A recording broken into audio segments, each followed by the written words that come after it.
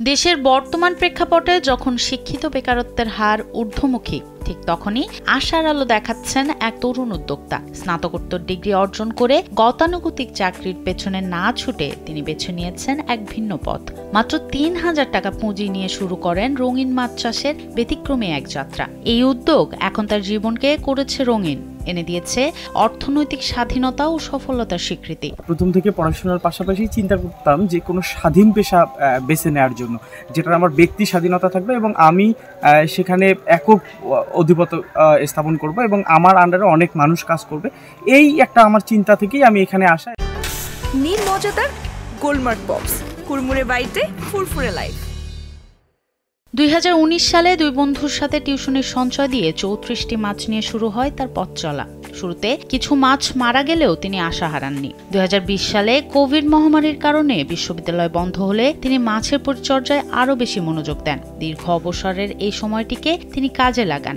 Malaysia, Thailand ও Singapore থেকে বিশেষ প্রক্রিয়ায় উন্নত জাতের মা মাছ আমদানি করেন। বাড়ির ভেতরে ও বাইরে কয়েকটি চৌবাচ্চায় শুরু হয় তার চাষ। আমরা ৩ বন্ধু মিলে মূলত এই প্রজেক্ট শুরু করি এবং এটা শীতকালে শুরু করি এবং শীতে অনেক মাছ আমাদের মারা যায় এখান থেকে, এবং অল্প কিছু মাছ যেটা অটোব্রিডের মাছ ছিল ওই মাছগুলা সাস্টেন করে এবং এরপরে আমরা আস্তে আস্তে এই মাছগুলা আবার নতুন করে কিছু মাছ নিয়ে আসা শুরু করি, যেটা আমি আমার টিউশনের টাকা বাঁচিয়ে ওই মাছগুলো নিয়ে আসি।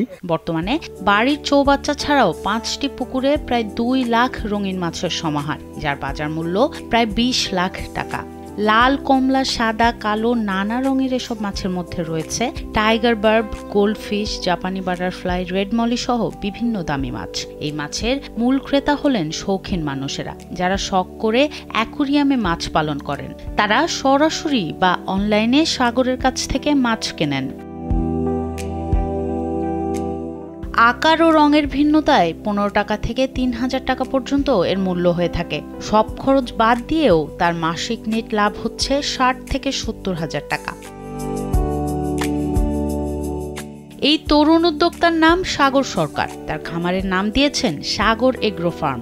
রংপুর বেগম রোকেয়া বিশ্ববিদ্যালয় থেকে জেন্ডার অ্যান্ড ডেভেলপমেন্ট স্টাডিজে স্নাতকোত্তর সম্পন্ন করা সাগরের বাড়ি গাইবান্ধার সুন্দরগঞ্জের রামজীবন ইউনিয়নের সরকারপাড়া গ্রামে। সাগরের বাবা মোজাফফর হোসেন জানান, পড়ালেখা শেষ করে চাকরি না খুঁজে ছেলে উদ্যোক্তা হওয়ায় তিনি খুবই খুশি এবং গর্বিত। লেখাপড়া শেষ করি এখন তিনি মাছের চাষ করা শুরু করছে। তা আমি কৃষক মানুষ, আমি তো আশা করছিলাম চাকরি করুক, চাকরি বাদ দিয়ে সে মাছ চাষে খুব আর কি ছুটেছে, আমিও আর কি ভালো লাগতেছে। চলো। সাগর জানান, দেশে ৬০০ কোটি টাকার রঙিন মাছের চাহিদার বিপরীতে উৎপাদন বাড়াতে পারলে একদিকে যেমন কর্মসংস্থান হবে, তেমনি বৈদেশিক মুদ্রাও সাশ্রয় করা সম্ভব হবে। আমি একজন স্বয়ংসম্পূর্ণ উদ্যোক্তা হওয়ার জন্যই মূলত এই কাজ করতেছি এবং আমি চেষ্টা করতেছি যে কিছু মানুষের কর্মসংস্থান কিভাবে তৈরি করা যায়, যে আপনারা আসলে চাকরির পিছনে না ছুটে কিভাবে নিজেরাই উদ্যোক্তা হয়ে কিছু মানুষের কর্মসংস্থান তৈরি করতে পারবেন, এই লক্ষ্যে কাজ করেন। সফল এই উদ্যোক্তাকে প্রয়োজনে মৎস্য অধিদপ্তর থেকে ঋণের ব্যবস্থা করার আশ্বাস দিয়েছেন উপজেলা মৎস্য কর্মকর্তা মোসাম্মদ সুমিতা খাতুন। আমাদের জেলা মৎস্য অফিসার তার প্রদর্শন করেছেন এবং যে কোনো ধরনের সহযোগিতা আমাদের ডিপার্টমেন্টের সাধ্যে আমরা করার মতো তাকে আশ্বাস দিয়েছি। এটা তার যদি ঋণের প্রয়োজন হয় ঋণ দিয়ে হোক বা যে কোনো টেকনিক্যাল সাপোর্ট দিয়ে আমরা তাকে সাহায্য করার জন্য বলেছি, যে কোনো ধরনের সহযোগিতা চাইলে। এর মাঝে তাকে কিন্তু একটা প্রদর্শনী দেওয়া হয়েছিল, ওটা রঙিন মাছের না, বাংলা মাছ চাষের জন্য ছোট মাছ আর কি, ঠিক মতো একটা প্রদর্শনী দেওয়া হয়েছে অলরেডি।